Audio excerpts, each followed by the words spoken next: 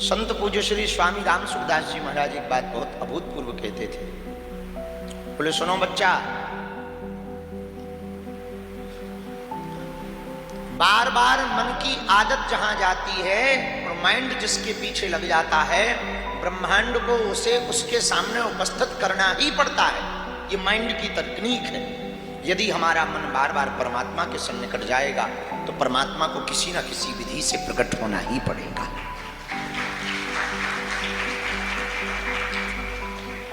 परमात्मा को प्रकट होने का सर्वोत्तम उपाय है बार बार यत्न और प्रयत्न करके परमात्मा को पुकारना। जैसे साधक, जैसे बालक मेला में खो जाने पर अपनी माँ को चिल्लाता है, रोता है, उसकी पूरे मेला में न खिलौने पर फिर दृष्टि होती है, न झूले पर दृष्टि होती है, न खाने पर दृष्टि होती है, न नाचने पर दृष्टि होती, न गाने पर दृष्टि होती।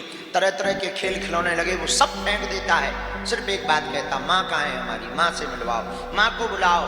तो जैसे ही माँ आ जाए तो उसे सब प्रिय लगने लगता है। ऐसे ही यदि तुम्हारा मन परमात्मा के लिए इतना ही तड़पने लगे कि पहले परमात्मा को प्राप्त कर लेने दो, बाद में सब वासना संसार की चीजों को ले लेंगे, पहले उसको देख लेने दो, उसके बाद में कुछ करेंगे, इस प्रकार की जब मन में तड़पन हो जाएगी तो ब्रह्म को प्रकट होना ही पड़ेगा। बिना तड़प के परमात्मा की प्राप्ति असंभव है। भारत के एक बहुत ही पहुंचे हुए सिद्ध महापुरुष पूज्य श्री स्वामी परमहंस तपोनिष्ठ महात्मा विवेकानंद जी के गुरु स्वामी रामकृष्ण परमहंस जी, इनसे किसी साधक ने पूछा कि हमको भगवत प्राप्त करना है, उपाय बताओ। बोले कल आना। वो कल चले गए, रहा होगा कोई आदमी रायपुर का।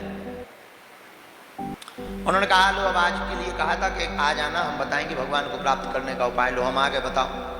बोले चलो नदी। इनको लगा कि स्नान विस्नान करवाएंगे, चलो स्नान करने गए। बोले चलो नदी में आ जाओ। नदी में आ गया। बोले अब बताओ। बोले डुबकी लगाओ।